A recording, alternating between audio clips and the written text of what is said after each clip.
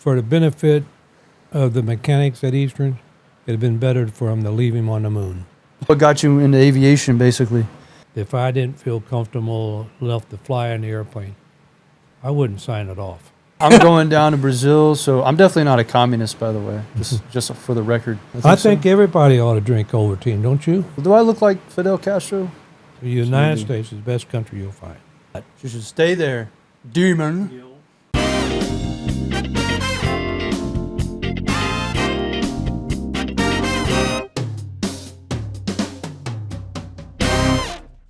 What's going on, everybody? Welcome back to Free Flowing Podcast.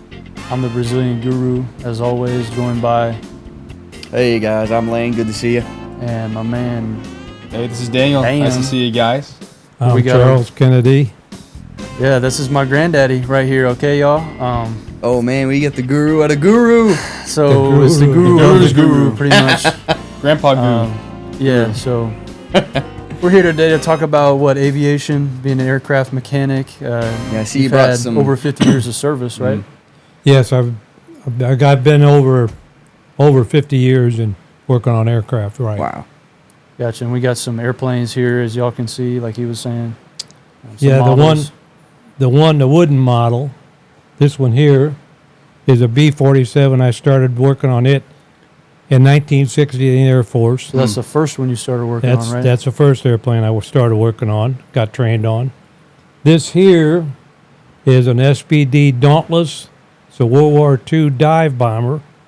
It's the type of airplane that sunk all the carriers at Midway. There's only, right now, 3 of them flying. This one here depicts the one at Falcon Field.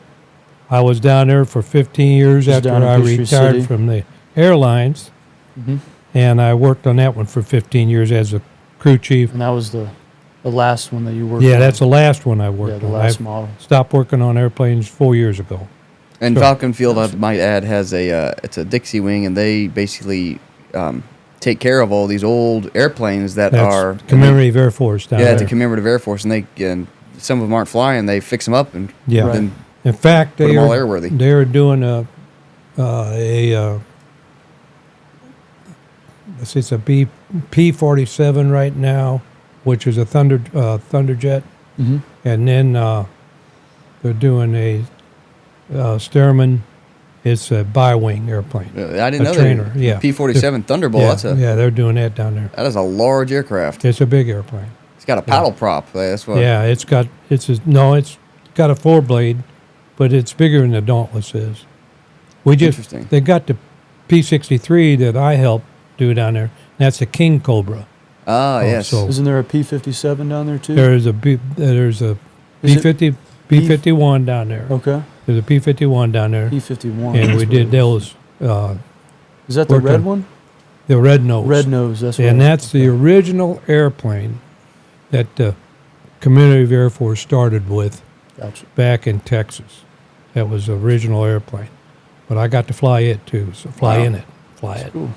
That's awesome. Yeah, I know they got a lot of good airplanes down there. Yeah. P-63 is the big one that you said they'd worked on, and Yeah. they let me sit in the cockpit of it. The And, P-63? yeah, that's a Yeah, small very cockpit. narrow. They were telling me the pilots that because the Americans said there's a P-39 which is similar to the Yeah, it was P-63 King that was Cobra. yeah. And anyway, they would use for shooting down tanks, busting up tanks. So they'd sell them to the Russians in World War II, and because they had that big cannon in the nose. Right. Anyway, I was like, man, this is a real tiny cockpit. He's like, yeah, you had to be like 5'5" just to fly it. So It had a cannon, a 37 millimeter cannon It had to be like a little that Smurf flew or something. that shot out of the nose of the airplane. wow. And what the cannon did, the engine was in the back. The drive shaft went up to a gearbox that where they could put the cannon through the nose of the spinner. Wow. So it was in the P-63. Our Army Air Force never used that airplane. All those P-63s were on a Lend-Lease to Russia. Now P-39 was the Aero Cobra made by Bell Aircraft made those 2 airplanes. But P-63 was never... See, I know a thing or two, He does. And I just want to say, I mean, obviously, way more about airplanes than me and maybe even Lane. I don't know. Mhm. He knows a Definitely lot. more than me. Yeah. But I want to hear about your story. Like Yeah, let's dive in. let's take Okay, a walk back memory lane The and let's figure out what you were doing when you were a young man. Like what got you into aviation, basically. Like let's start back there. All right. I was born in St. Louis, Missouri, in 1941. And at the age there was 5 of us boys. And at the age of about 11, 12, I started building model airplanes. As kids, we used to build these paper model airplanes with rubber bands that run them. Mm-hmm. And we would play with them until they got so banged up. Then we'd get on the back porch, light them on fire. Yeah, you told me about that. And You did so many crazy things. but we It did reminds me some of crazy myself. things. It's starting But- to make sense now where Yeah. he gets it from. But then when I graduated from high school, I was just not the person who wanted to go to college. Right. I wanted to go in the Air Force. I had an older brother that's 10 years older than me, Roy. He's passed away now. But he was in the Air Force, and my other brothers went in the Army, and I said, I'm going in the Air Force. So in 1960, I joined the Air Force and became a mechanic on B-47s and So was you- out in Topeka, Kansas. You were 18, 19 years old? Yeah, 19 years Huh? old. And the B-47 is a bomber that carried a nuclear weapon, and I was in Strategic Air Command, which is SAC. And it is a stopgap airplane between the B-36, which was all prop, and the B-52. This airplane took the place of right in between there. And it was the first all-jet bomber that we had. So I started out on that airplane, worked on it 4 years. When I got out of the Air Force, I went to Parks Aeronautical College, part of St. Louis University, over in East St. Louis, Right. and got my license, and that was in 1964, Mm-hmm. or 65, I got my license. You got out, right? Right, and I got out. Mhm. And I messed around with working on small airplanes in St. Louis around different little airports there while I was going Just to learn a get little bit more? job. Yeah, learn a little more. Mm-hmm. And then found out that Eastern Airlines was hiring, and with all the guys that had military experience, they were looking for us. They were looking for mechanics, licensed mechanics. The airlines were Delta, Eastern, Piedmont. All the airlines was looking for a licensed mechanic at the time. So I put in for Eastern Airlines and got a job. Got a job with Eastern Airlines down in Miami, Gotcha. and went to Miami. Worked Yeah. on the first airplanes I worked on there was DC-9s, 727s, and went to Dominicana Mm-hmm. for Eastern for 3 months Got as that a. tropical vibe going. Yeah. That's probably where I get it from or something, Well, I don't know if that's where you get your I don't guru know. or not. I don't know where you get that guru from. Well, I mean, mom was No. born in Miami, so Yeah, maybe she was born. Your mom was You born know, in Miami. that's why I say I got Miami in my blood, But I transferred up here. I worked for Eastern Airlines for 22 and a half years Gotcha. before I And then started working with Northwest. Northwest, right? Because they went out of business. Well, Northwest Or was they merged, right? They were taken over by Delta, is what they did. But when Northwest pulled out of here, I had worked for Northwest 15 years out here, and when Northwest pulled out, I had turned 65, and they wanted me to go to Minneapolis or Detroit. Right. At that time, I was a line mechanic where I worked on the line where it comes in and, flies the passengers, or we go out and take care of the airplanes within 30, 40 minutes of time that we had. And I said, I'm not going to Minneapolis or Detroit. So I said, you can retire me, and they did. They retired me at 65. I went down and started working at Falcon Field Right. as Is what we were talking about before. all voluntary work. Yeah. And that was on the World War II airplanes. Man, And then I that's- became I worked down there 15 years, was the lead mechanic on the Dauntless down there for 15 years. Got to fly in it. yeah. We flew it all over different air shows and everything. So Then you got the Master Mechanic Award, right? then, because I had FAA. over 50 years of of experience working on airplanes, which normally guys don't really do that. The mechanics or the pilots, after 35, 40 years of aviation, they retire. Right. They start something else. Right. A lot of them, I had it in my blood. I stayed in the aviation. And I spent over 50 years working. And the guy who was our maintenance guy down at Falcon Field, he said, Charlie, I think you qualify for the Charles Taylor Award. And the Charles Taylor Award is That's that right there. award You'll right see there. it. Really? And the FAA, what they do a blue ribbon review of your whole records, of your aviation records. And this is what they call a blue ribbon. It's a blue ribbon review of all my records. It's surprising what they know. And I qualified if you had never had any mechanical fractions where you had to Right. cause an accident or any kind of an incident in your time that you were a licensed mechanic, you were qualified for a Charles Taylor Award with the FAA for mechanics. Now, the Charles Taylor Award is what that is. Charles Taylor. Why they call it the Charles Taylor? Yeah, why Award? Charles Taylor?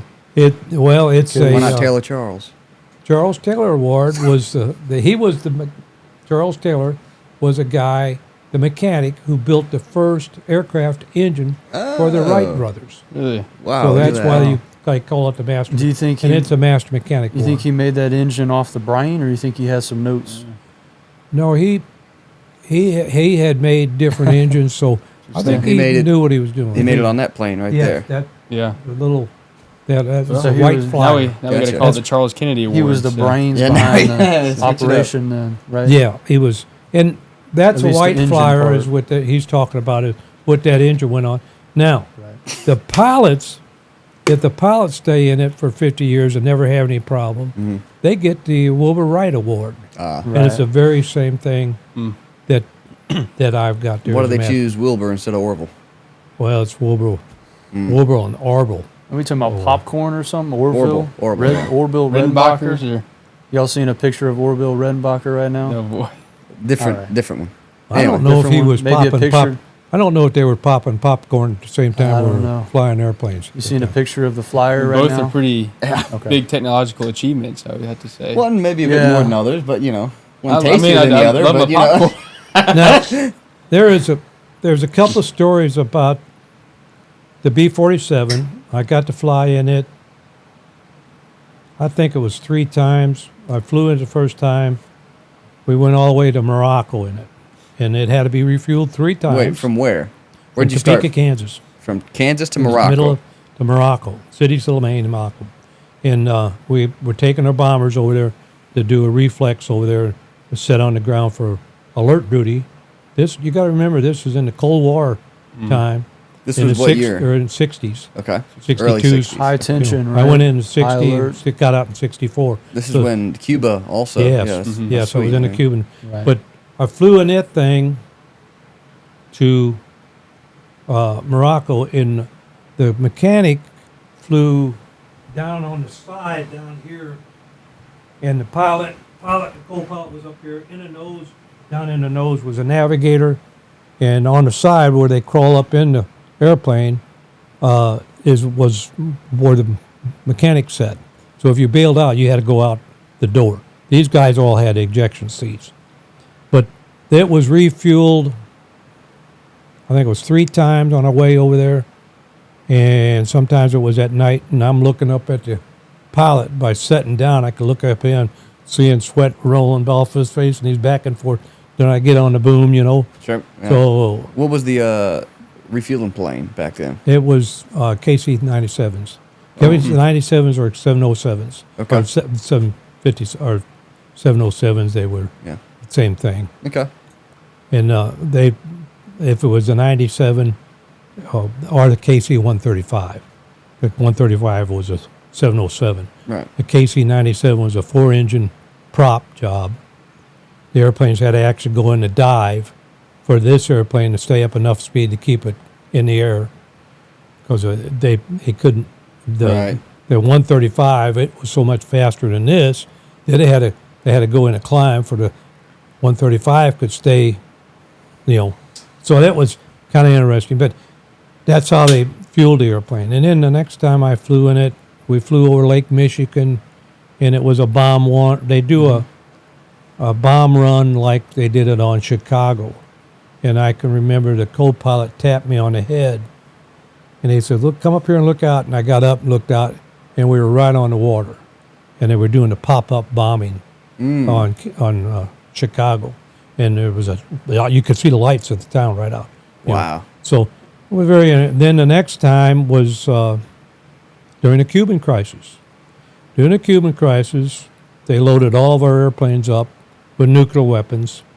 We had to fly them up to Andrews Air Force Base. Once we got them up to Andrews Air Force Base, they put JATO on them, and there was 30 bottles of JATO that went on the back. What's JATO, by the way?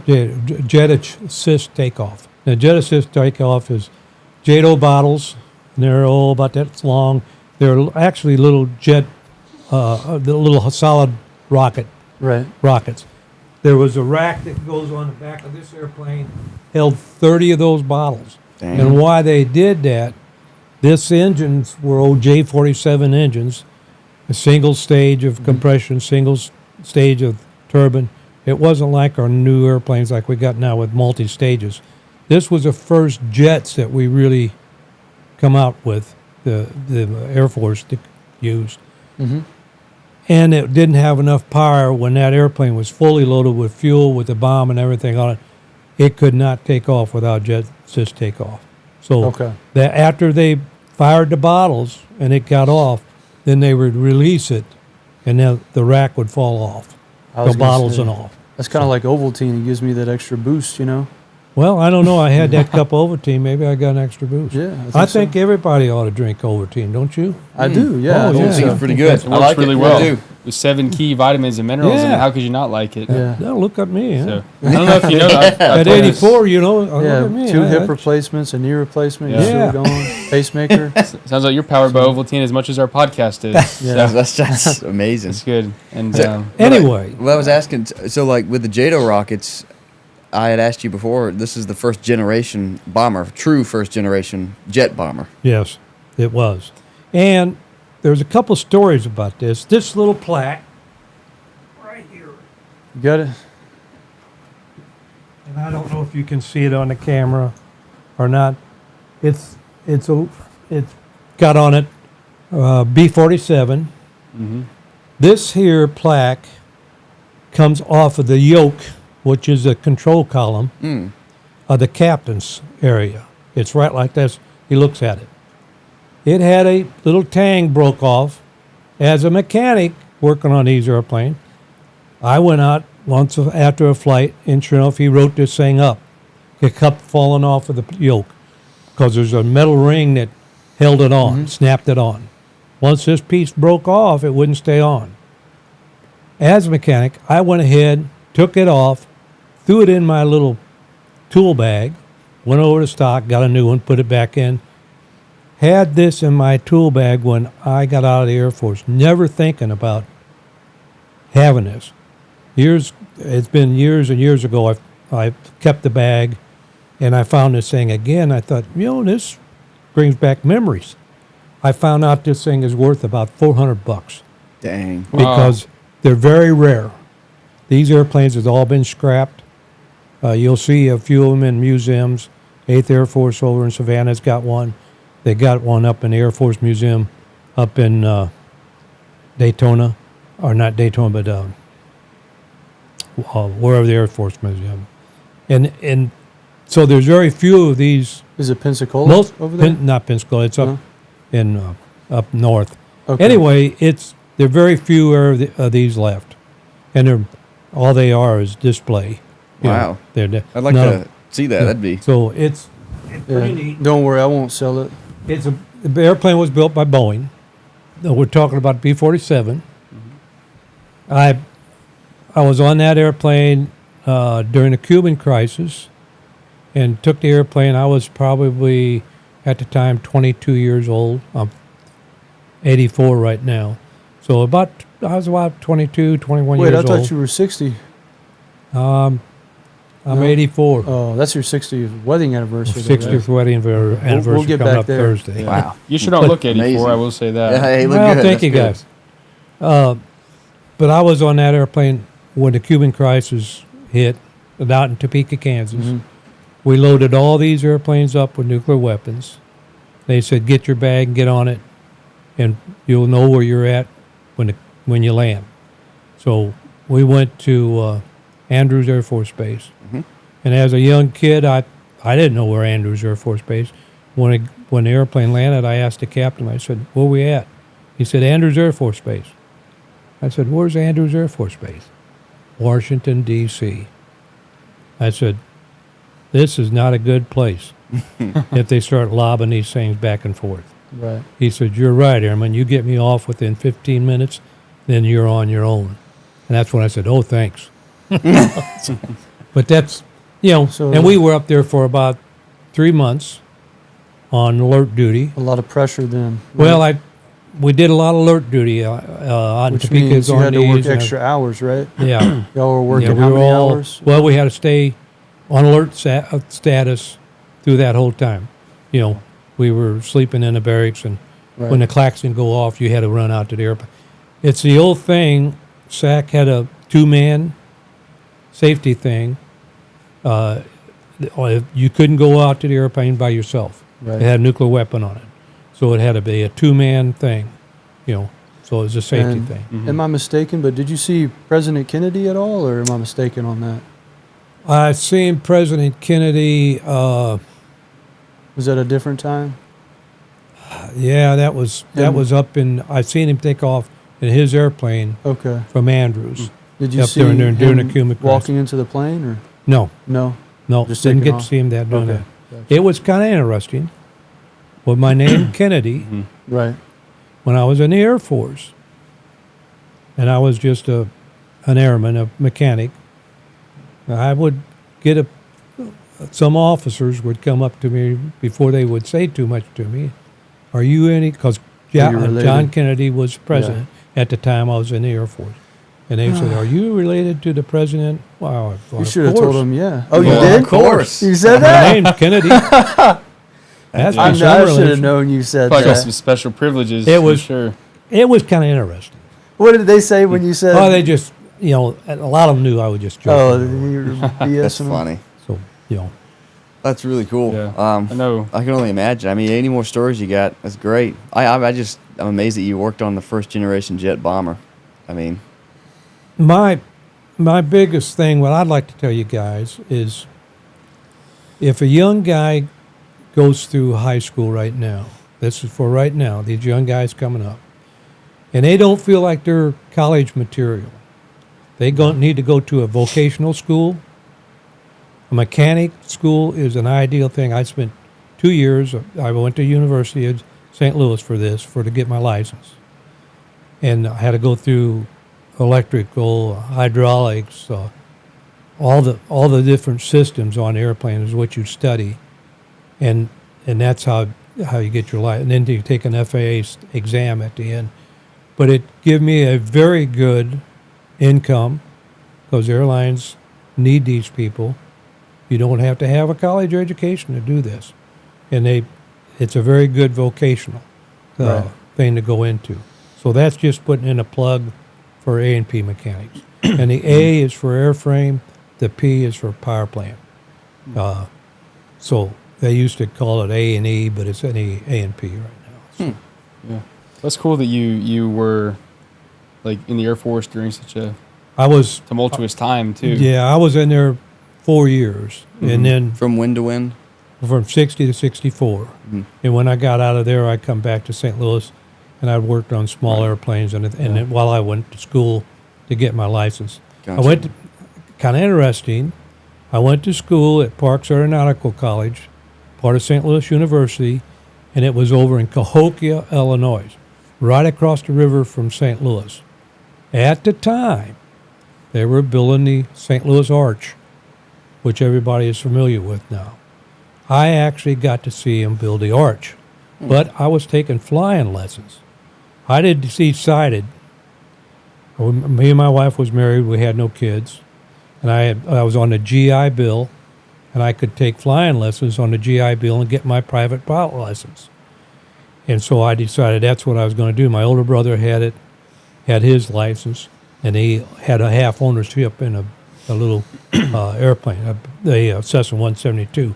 So I learned on a Cessna 172. Mm-hmm. The instructor I had was a Baptist minister, and he was an instructor, flight instructor. He was doing that extra. They make extra money, and every day we'd take off from Cahokia Airport there. We'd turn and go up the river, up the Mississippi River, and he said, "Let's go up, see how much they did on the arch." So I was able to actually see from the air them build the arch. Every day Wait I a would minute. You didn't fly through the I arch? was thinking no, you should have did flown not under fly it. through the arch. Why not? Did not. He would not have let Oh me. yeah. That's funny. But Well, that was just another tidbit of my That's aviation career. Of And that was after the military as you're yeah, learning Yeah. and working on Learning. small Are ones. those And like Nice. I flew small airplanes up until we had our daughter, his mom, and who's that? that was probably My who? your mom, Oh, okay. my daughter. Anyway, she's 57 now, so that's how long ago. But when she was born, I was too busy trying to make a living to As a mechanic, keep, yeah. to keep flying for Did fun. you ever get to your twin engine?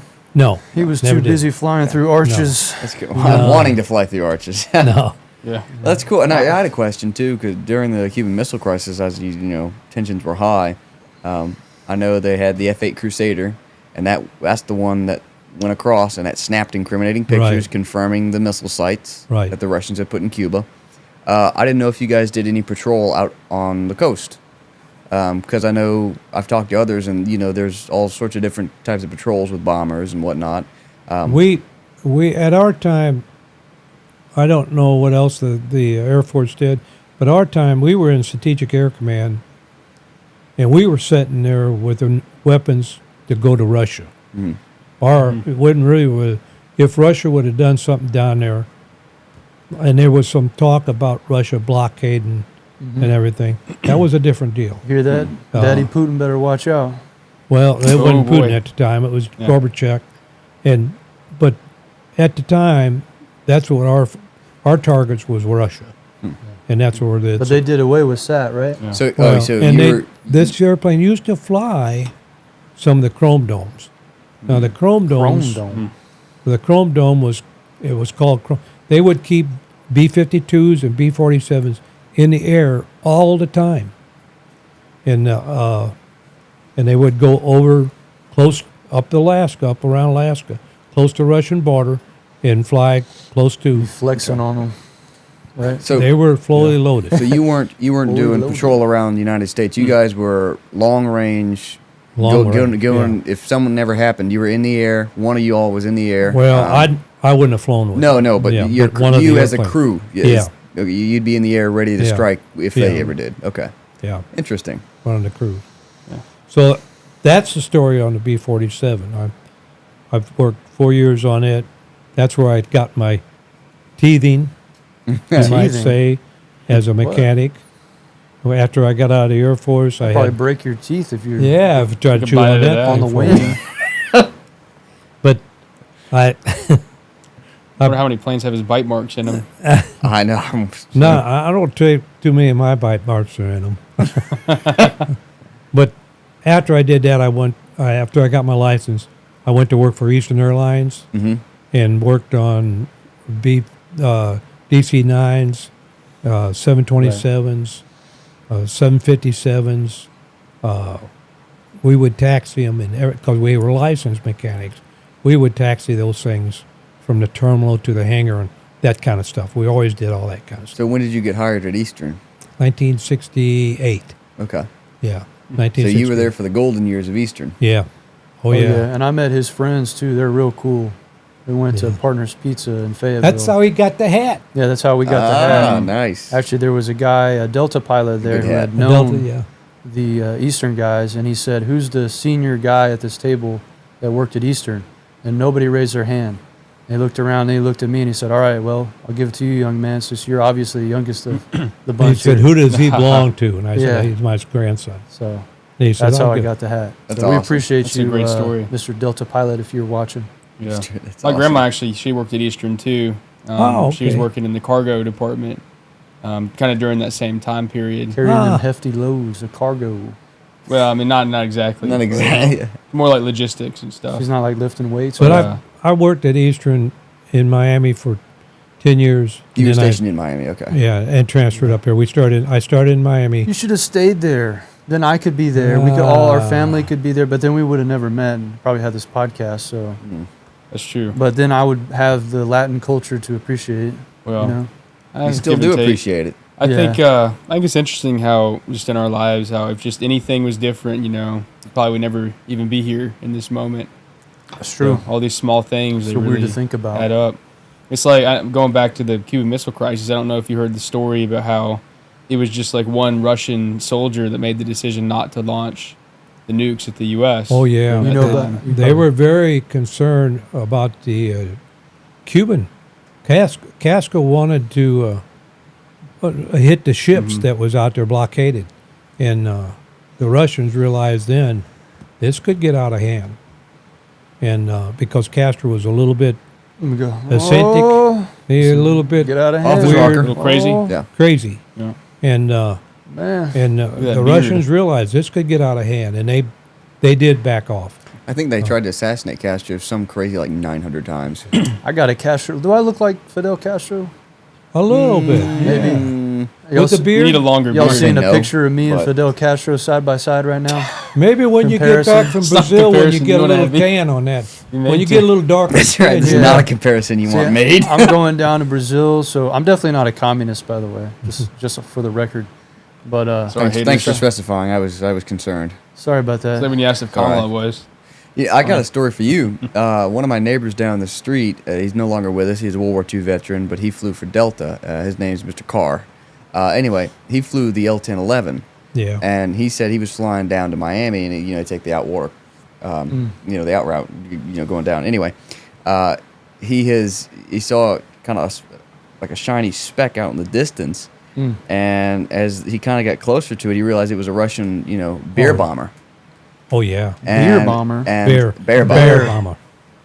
And Oh, okay. so He he wasn't called dropping it beer. in, Oh. and he's like, I don't want to get anywhere Sound like a near care that. So package he, or anything? he put all the engines at basically full thrust and got out of there, called it in, and obviously the United States Air Force came and took Run him him away. off. But that's just many accounts of Mm. Russia's trying to get close just to see what we were doing. They're But I doing the remember- same thing we were doing to them. Exactly. Yeah. You know. But it was just I was like, man, Yeah. that's crazy how close. Yeah, it was It's just I mean I'd be I don't know what I'd do, close. Yeah, that's another airplane I worked a lot on. but the L-1011, L-1011, yeah. wonderful aircraft, Well, it's a big airplane. big air, very Yeah. big. Yeah, big airplane. Yeah. So when did you transfer from Eastern to Northwest? When when Eastern closed up during the strike and everything, 1989, that was when they closed up. Then what happened with Northwest was looking for mechanics. Mm. And here's all these Eastern mechanics out there with no jobs. And I got a call. Some of the guys had gone to Northwest before Eastern closed up. They quit Eastern and went to Northwest. And a couple of the guys knew me, and I got a call, and one of the guys recommended my name. I got a call from Northwest, and they said, "We're looking for some sheet metal mechanics," and I did sheet metal. And would you like to come up to Minneapolis? And I flew up to Minneapolis, did an interview with them, and they wanted me to start it in Minneapolis. And I said, I won't move my family up here. Right. They said, well, how about Detroit? I said, no, I won't. I'm glad you didn't choose They those. said, I won't move my spots. family to Detroit. That's just too cold up there. I had built my own home myself, and so That's I another wasn't going to do that. And I was doing remodeling, had a business of doing remodeling and installing Pella windows and that kind of stuff. I thought I could make a living to that, if I didn't get another job. But they said it'll take you 2 weeks before you can start in Atlanta.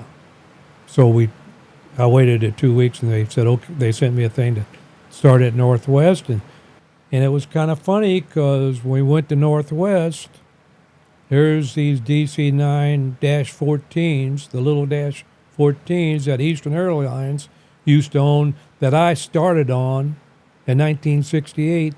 Here's the same airplane. Now it's a Northwest airplane. She's got a So we different knew paint the job. airplanes. All they had to do, which was a great thing for Northwest, they were hiring us guys. All they had to do is tell us where the bathrooms were. Or they say You know. same days, different, or Just a different, same airplane. different days, same, Same airplane. you know. So we knew the airplanes, So it was a big advantage for them. While I was working for Eastern, I went to Dominicana Right. for 3 months as a tech rep and worked with the Dominicana government on their 727s over there. And it was kind of interesting. They had some fishy practices, right? Well, it was kind of interesting. The government run the Dominicana airplane, the Dominicana airline, and they had crashed a DC-9, a brand new DC-9, right off of Coast Depot out there, and found out the maintenance was in terrible shape. And the FAA said you cannot fly another airplane in the United States unless you get your maintenance in line, and you're going to have some A&P mechanics, licensed A&P mechanics, down here to do it.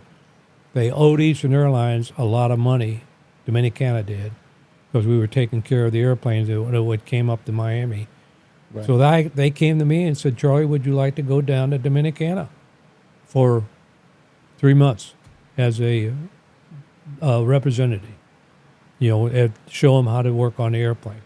I said, yeah, I'll do it. Well, my wife got pregnant with our son at the time, and he's 52 at the now. So this has been years ago that I was down there with the Dominicana on their airplanes, which then when I came back, I went right to the line and started working line maintenance. But then so I think of all the different places I've been just to work on airplanes. Speaking back to Eastern, I wanted to ask you about Frank Borman. What'd you think of that guy? Frank Borman, for you don't know, is an think it would astronaut, have been and he re- walked on the moon. Really? One of the 12. Was There's it been Eastern? Well, he became the CEO of Eastern. Okay. Oh, For the benefit of the mechanics at Eastern, it'd have been better for him to leave him on the moon. Bruh. That's about what I expected from. wow. Why is that? Because we all lost our job. Oh, yeah. So And- So He he wasn't ran like into the born ground. on He the did. list Now look, where he shouldn't have been. no, it was not just No, Frank of Borman's course, of fault. course. We had a guy named Charlie Bryan who was in charge of the IAM, the union, the mechanics union, Right. International Association of Mechanics. And them two guys could not get along. Really, the CEO and One guy, Frank Borman, thought he was just as a god just as much as Charlie Bryan did. right. So Clash of the consequently, egos, then, right? crash of egos. So consequently, there was no settlement of the thing, and he sold the whole airline to Frank Lorenzo. Who was Frank Lorenzo was a guy who bought airlines, got the money out of them, and then let them go down. He did it with Frontier Airlines, Continental Airlines, and then he got a whole Eastern, and it was the same thing. And if it wasn't bad enough to try to deal with Frank Borman on a contract, then Frank Borman was impossible. And when that happened, that's why the airline closed up. Frank Lorenzo, he broke Or the company Frank into, Lorenzo, not Borman, Frank Lorenzo was right. the one that They broke Shame it up, broke the on company you. up. he into broke pieces. it up and sold it in pieces. shame on you, Daddy Borman, for ruining No, Eastern. wasn't Yeah. Danny Borman, it was Frank Lorenzo. Okay, well, shame on you, Daddy Lorenzo. He shot off to the moon himself, but then he shot the stock. No, of that was Eastern Frank down. Borman. Oh, He- Frank.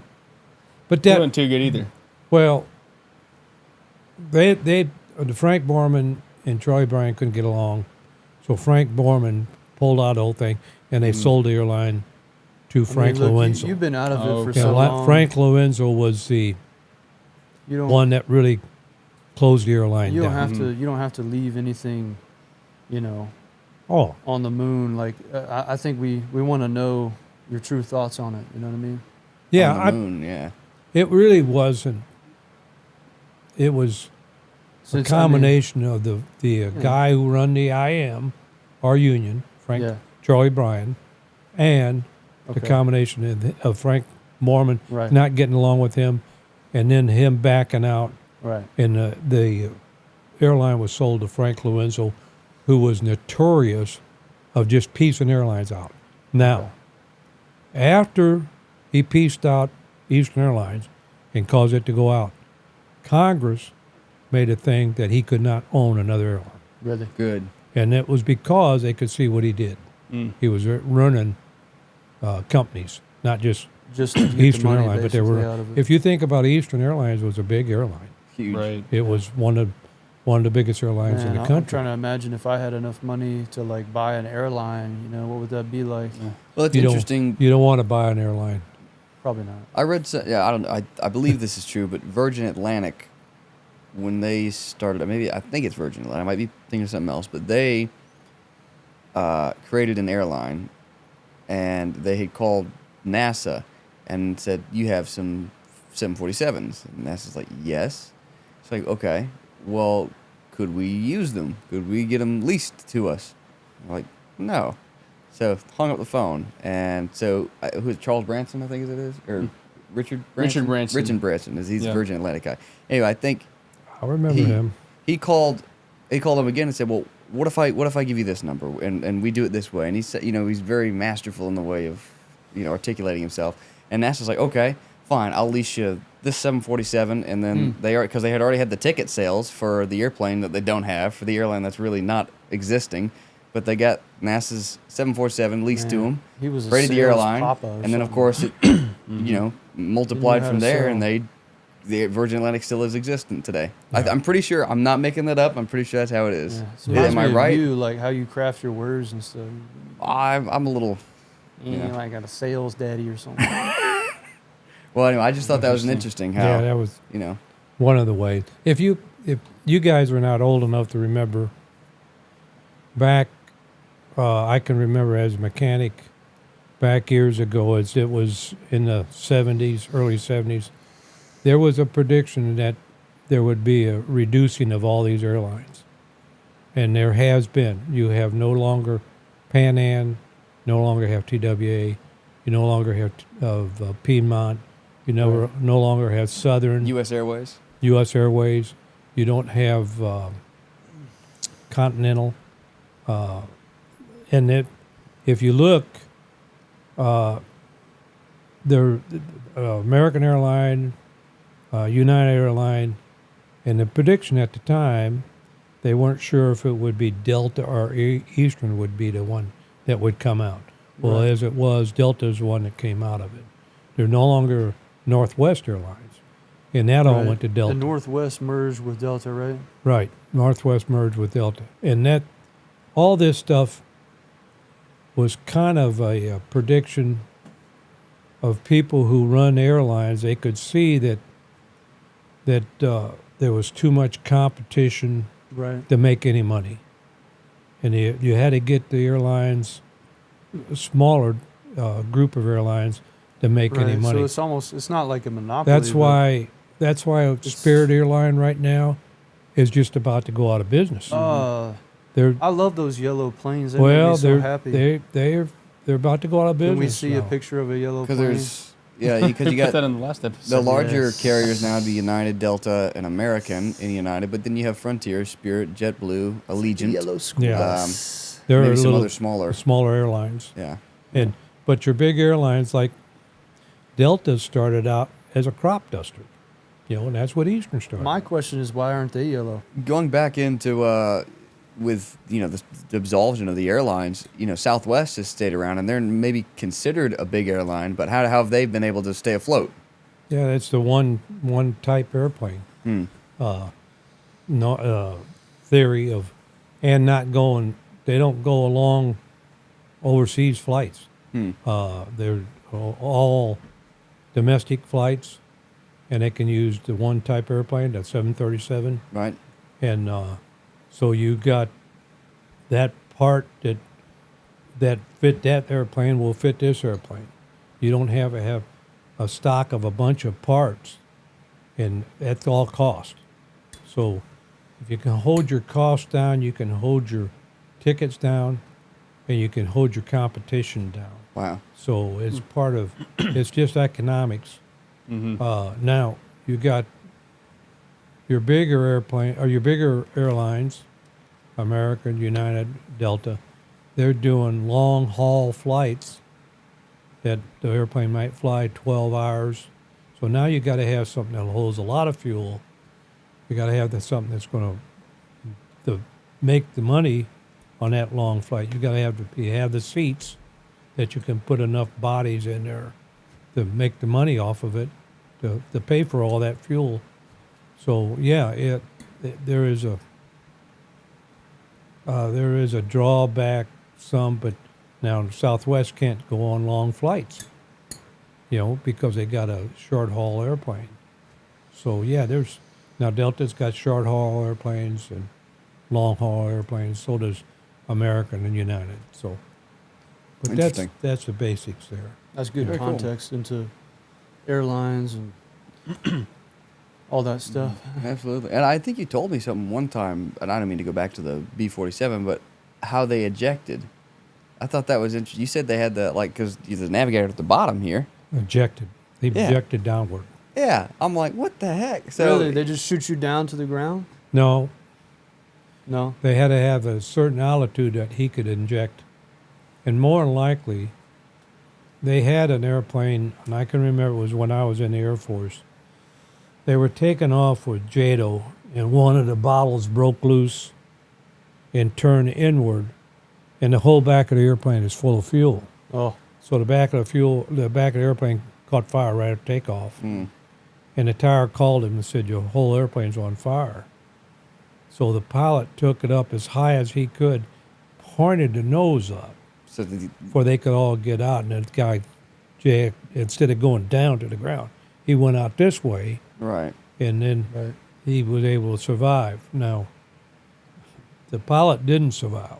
No. The problem with that was the lap belt that separates from the seat. And I can remember doing this. They had a 90-degree fitting that this pressure would come up and blow that lap belt open.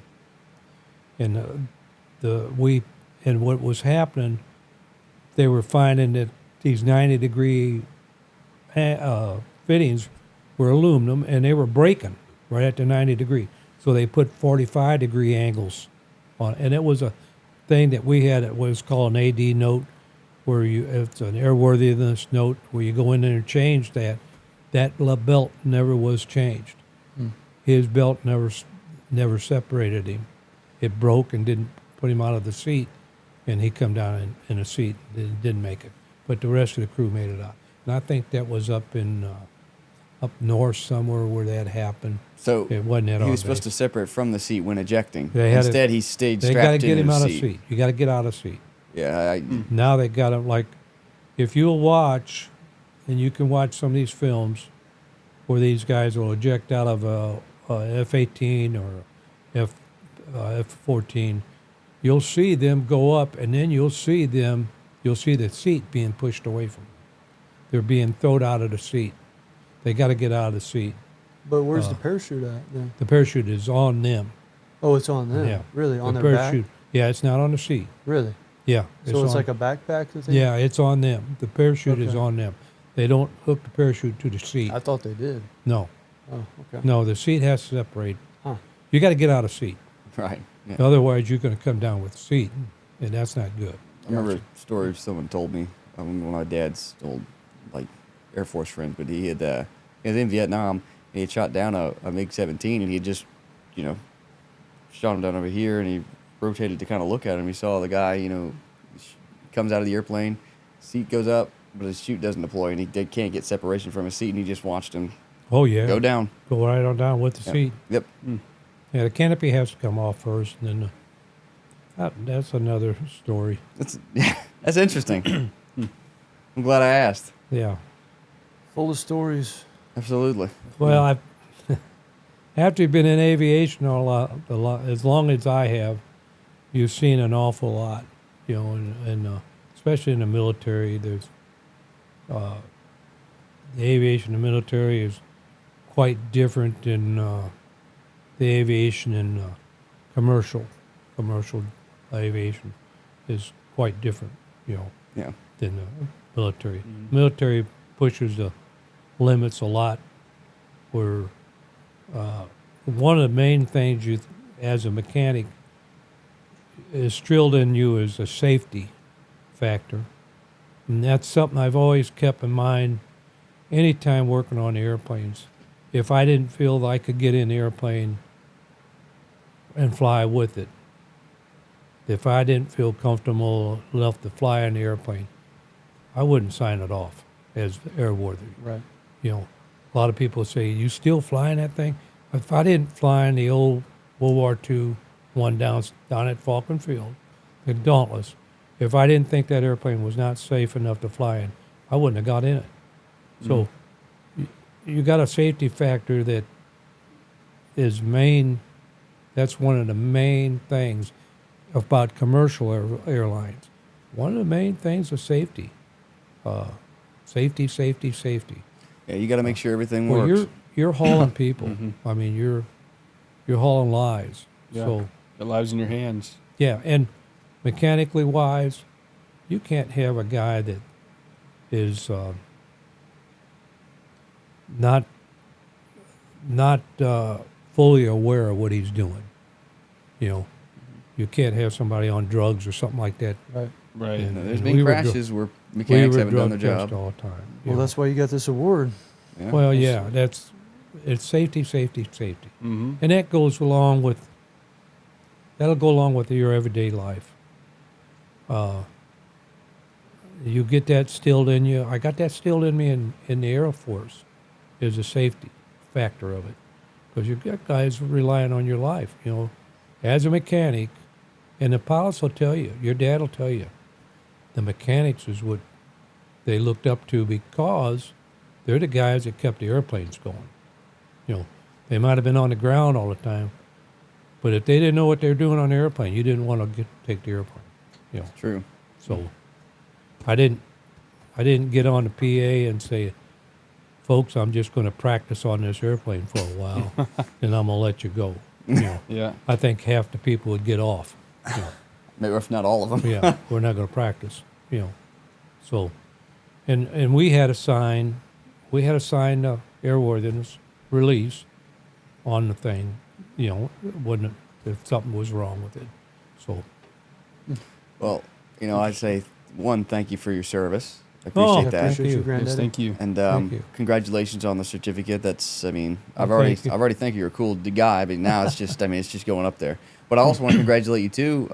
Ethan told me you just celebrated 60 years. 60 years Thursday. With Grandma. Wow. Yeah, Congratulations. Momo was amazing. Being Yeah. married 60 years. That's 60 year. how do you do it? Yeah, what's the Just secret? year.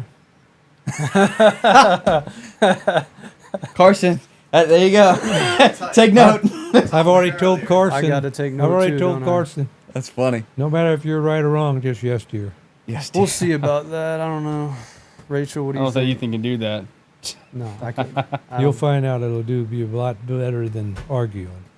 Yeah, Yeah. we'll see. Grace Yeah, probably arguing agrees. is, I'm sure, Yeah. as you know, never the right approach.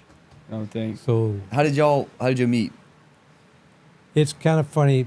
Me and my wife actually graduated the same class, high school, Okay. Webster Girls High School. Yeah, we graduated the same class.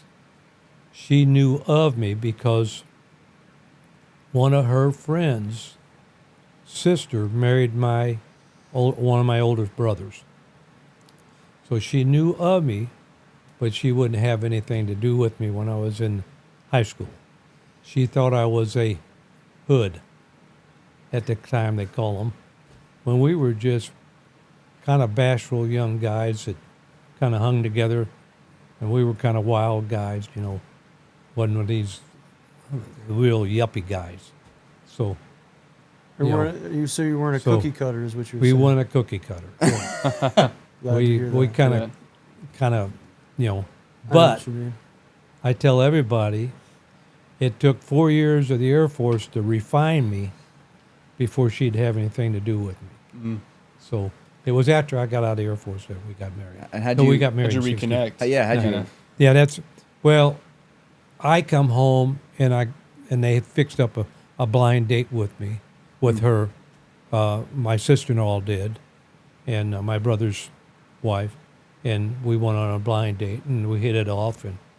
And I was in the Air Force at the time. I was last year in the Air Force, and I was a completely different guy. I mean, it changes you. I mean, you guys got to realize you're under different control completely when you're in the military. You're not your own person. The military owns you. You got your own life and everything. You got your freedom.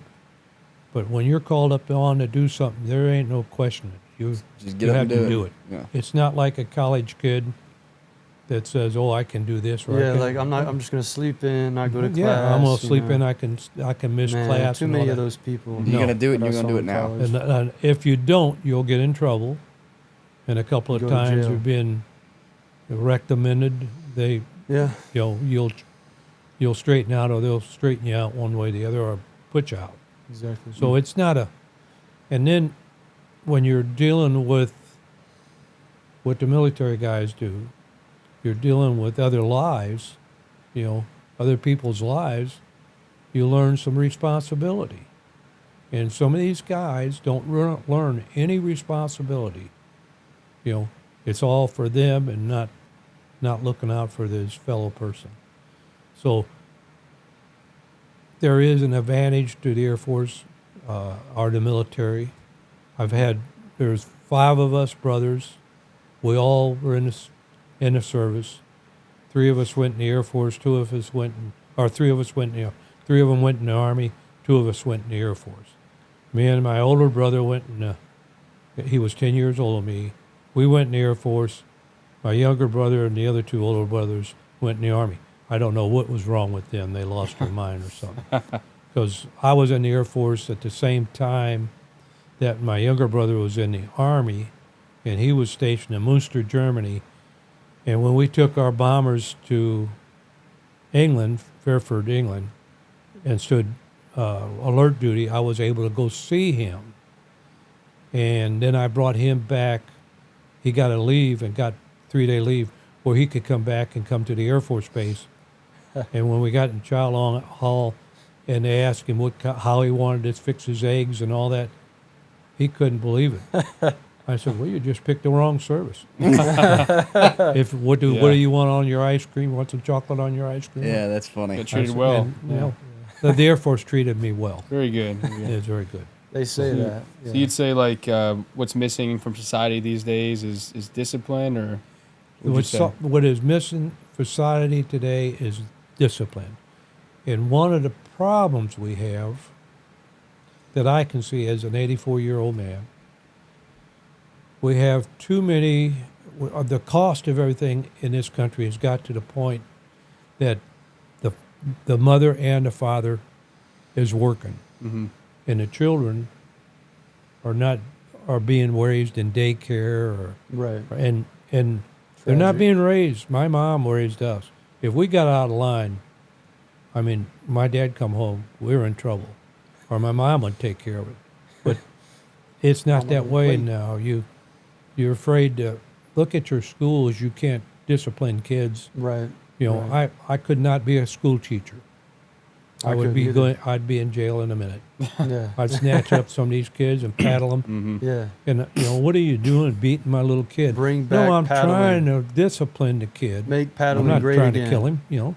Right. I'm just trying to make sure that he knows They some gotta discipline. understand what's wrong is wrong. Yeah, and Yeah. you don't have that now, and it's That's right, It's causing a Carson. lot of issues. When you have mostly be because we got the whole family, the mom and dad's working, and Yeah. Yeah. and I can tell you, a lot of the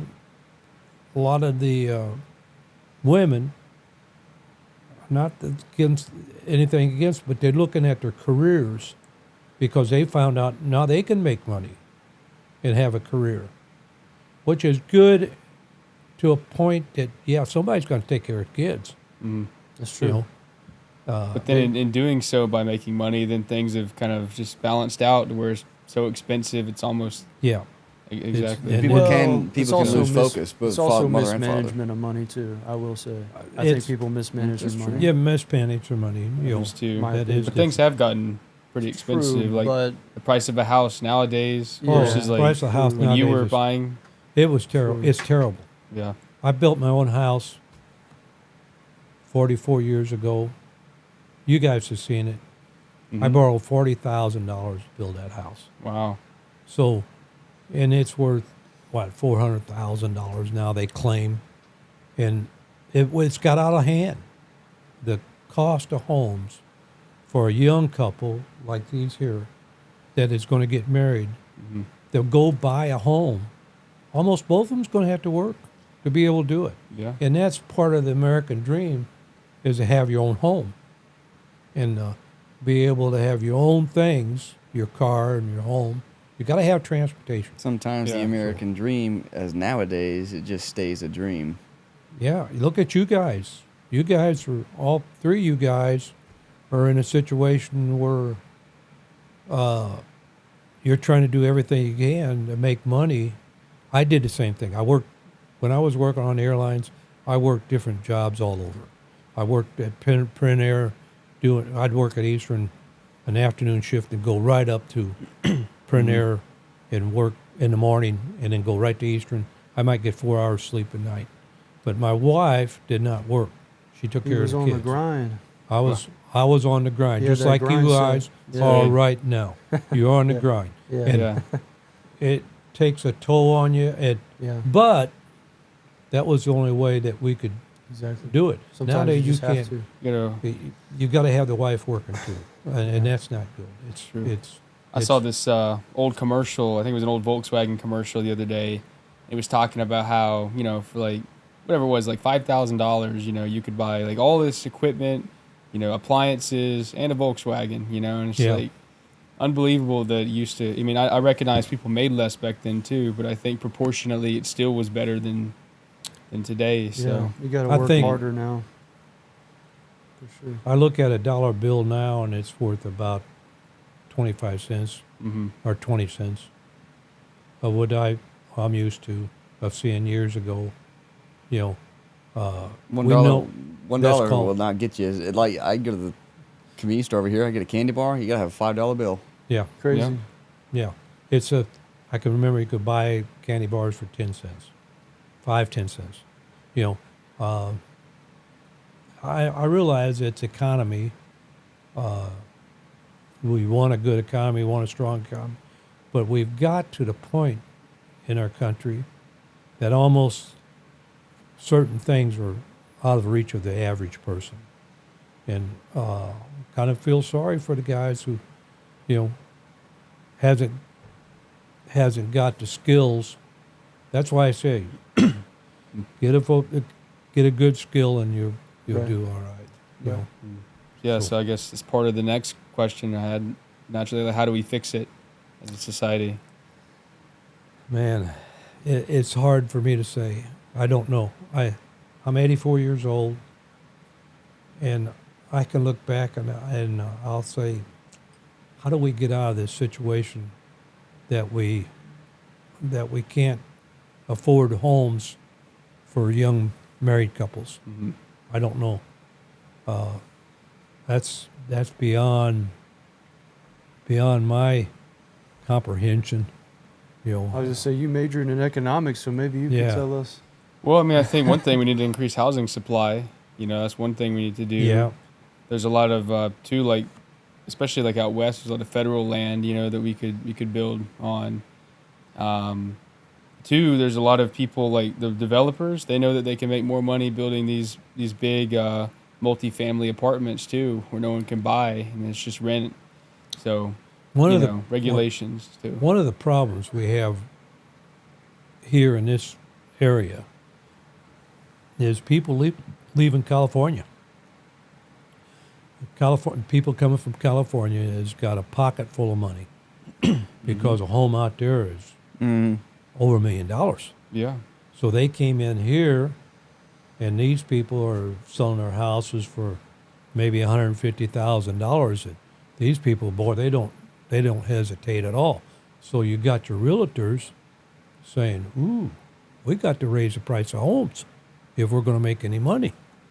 So your realtors get into it, and they say, "Oh, we can get more money out of these houses," and then we get more money in return because they get a percentage of the cost of the home.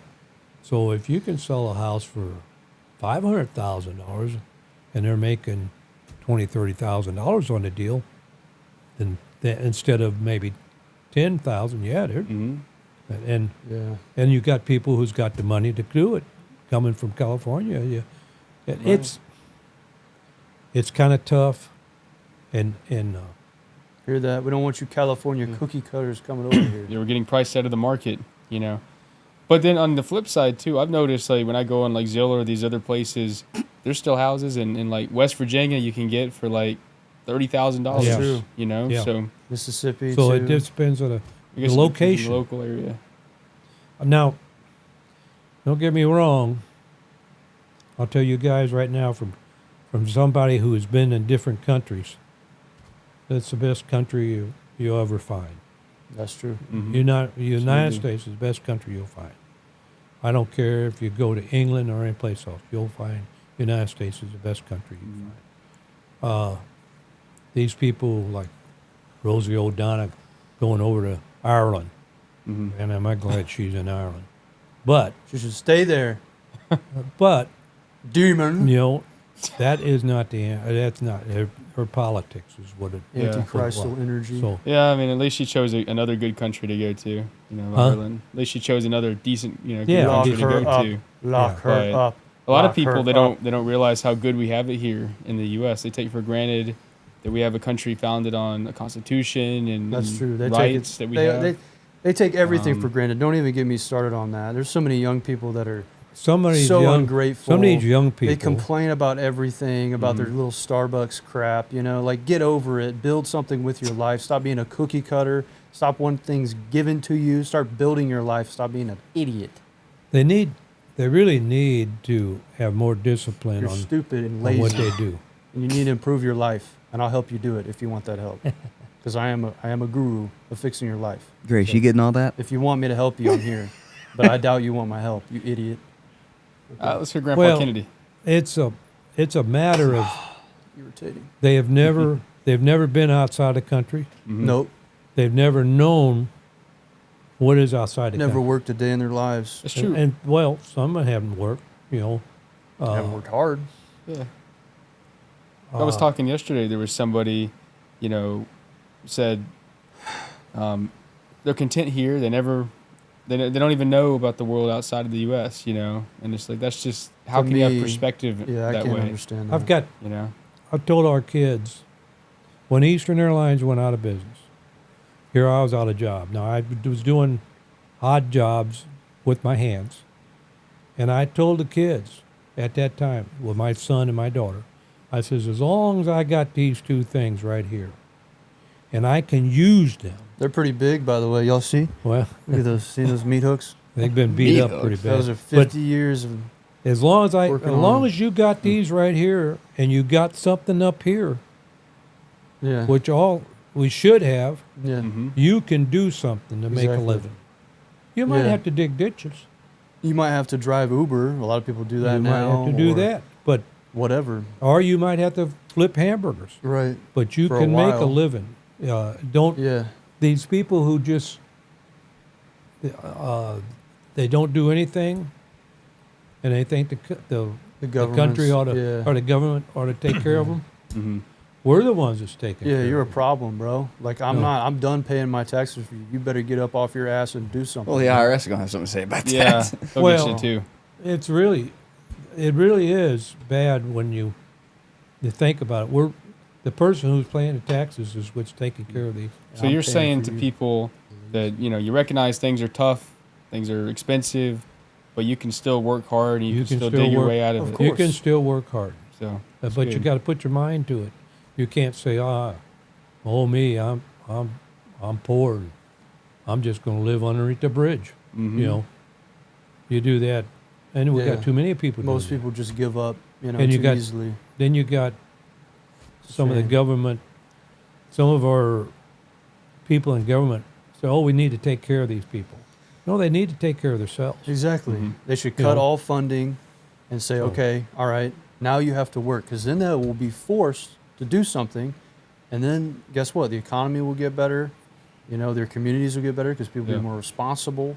Families will improve. But you don't want to hear that. Well, we have to do something with the mental health crisis too, though. Yeah, You know, there 'cause is a lot of these people. There is a problem with the mental Yeah. health stuff. So it's tough, like, the homeless thing. I know one thing they're doing is I think there was an executive order where they're opening up some of the asylums again, I can remember when I was a kid, we had asylums. They didn't just let them run the streets. Mm. I mean, and then they were helped. Right. But there is people that needs to be intentionalized, put in asylums instead of running the streets. Yeah, otherwise they'll shoot up these places. yeah, otherwise you unfortunately. get them killing kids like like this last, thing, yeah. last Up week in or so. Minneapolis. Unfortunately. It's, I don't know about you guys, but I have a hard time comprehending how somebody can do that. And I've got a bunch of weapons, Mhm. Yeah. and I use them for hunting in my sports. Right. I wouldn't think about Yeah, don't even think taking about it it. someplace and shooting up somebody. That just, I don't. It's hard for me to comprehend the justification of that. Right. There is no It's justification. evil, is what it is. It's It's pure evil. It's evil. It is pure evil. Yeah, I think that And there- person. If you don't think there's pure evil in this country, there is pure evil in Yeah. the country. There And is. sometimes our preservably authority of Congress and Senate, some of these people are just as bad. I mean, I shake my head at what's going on sometimes, of what our some of our governmental officials, but it goes all the way back. It goes back. So, how much more? What time we got Sure. here? We've got enough. So if y'all want to wrap it up, we can wrap this up. All right, awesome. I guess. Probably an hour and 15 is good. I've enjoyed it. Yeah, Sweet. absolutely. I've enjoyed it too, Granddaddy. Thanks It's- for coming on. I mean, it's a good subject to talk about. Aviation. It is a field that is leaps and bounds. If you look at this airplane here, Mhm. 1940 or 1939 when it first, and then you look at this airplane, it was 1950. That was a leap, a large leap. Mm-hmm. This reciprocating radial engine. This here's all jet. Now look what it has gone from here to a 747, or Yeah. what you got now is even You get bigger. the F-35 or the, Yeah. or the B-2 bombers. Yeah, B-2 bomber. Look what you got on the B-2 bomber. The Leaps and bounds. technology that's why I say this field of aviation is just like your field of your rocketry going to the moon. It's a leaps and bounds because our technology, what she's working on right over there in the computer and everything, the technology has jumped so far. When I was a kid, man, we didn't have this stuff. We didn't have these cell phones in our pockets, We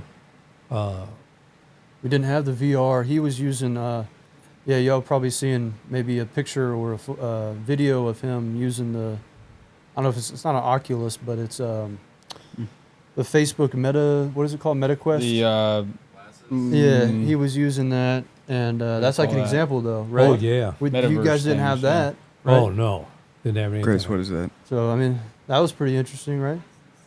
Yeah. You- Yeah, MetaQuest. MetaQuest? Yeah. Oh. Oh, Yeah, okay, yeah. He was using those the other day. My uncle Oculus, has yeah. some. Thanks, some of Grace. those. Unbelievable. I was crawling up a wall and everything. It is. And I was That's watching the interesting. Yeah. T-38 take off and fly, and watching the moon rockets, a Falcon 9 take off, and you're in the virtual. Yeah, it's like a virtual No, reality. Yeah. I've told my It's like a simulation. My son buys it mostly to play the games and all that. Yeah. But I said, you could really learn something For sure. if you watch these things. Because I've you could played, learn. so some of last these year, my brother, he wanted a flight simulator set up for Christmas, and the new flight sim they just came out with in 24, it's unbelievably realistic. I mean, you can fly anywhere in the world, and looks very close, especially It's- from high altitude. You'll learn. You Amazing. can, like this one I watched with the T-38 taking off and flying. I'm watching as in aviation. I'm watching the airspeed in altitude indicators. Mm-hmm. I'm not just looking outside. Now, most people are looking outside at the scenery, but and I'm learning. Where is all this stuff on his panel? But that's Pretty neat. that's just instilled in my being is being in aviation so much. It's good. I'm looking at that part instead of the technical part of it. He likes it a Yeah. lot. Nerd for it. So Definitely a lot to learn here for sure. Definitely. Well, I'm glad to do Yeah. it for you. Yeah, guys. we thank you for appreciate coming on, Granddad. sir. Thank you We for coming appreciate on. it. I hope it helps some young guy that has no feelings of what he wants to do. Mm-hmm. Get into aviation. Yeah, if you like planes, If you like work on 'em. airplanes, if you got any kind of mechanical ability, Mm-hmm. Right. get into aviation. It's very interesting, very challenging. It's true. I mean, there is a lot of challenges, and you need the challenge. Definitely. We all need a challenge. That's how you grow in Yeah. life. Y'all hear that? All right, that's a good. You won't be happy being complacent in life. I know that Yeah. for sure. But yeah, you have a Biggest challenge is marriage. That's don't right, wanna Carson. hear that. That's right, Oh, Grace. Stop. as someone that's done it for 60 years, Stop. you seem to have mastered I don't need to the do that secret right to now. that. So I got too many challenges on my plate. Well, Just kidding. we thank you, and we hope to have you on again, sir. Oh yeah, you, I'll sir. be glad to. and thank you again from myself for your service, and also congratulations to Thank you, Dan. And a you. thank you at home for Yeah, watching. appreciate you, Granddaddy. Thank you, Thanks for Steve. being on. Thank you guys for inviting me. Absolutely. thank you to our viewers. So stay tuned next week for another episode. Absolutely. I'll entertain, educate, and inspire. Y'all have a good Thank one. you, guys. God See y'all bless. later. Take care. Bye.